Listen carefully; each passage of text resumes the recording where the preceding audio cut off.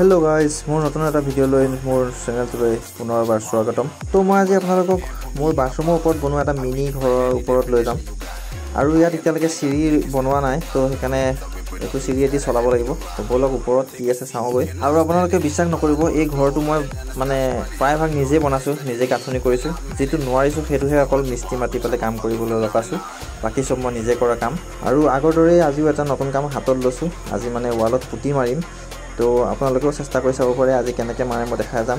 সেইকাৰণে ঘৰটো চাফা কৰি ল'লোঁ আৰু এইটো পুটিন 40 কেজি বস্তা দাঙি লোৱা হওঁতে বহুত কষ্ট হৈছে। আৰু এই ঘৰটো আজি প্ৰায় মই নিজে মানে লাগি থকা 2 বছৰ মানে হ'ল, মানে মাজে মাজে কৰোঁ, অকণমান নিজে কৰি আছোঁ চব।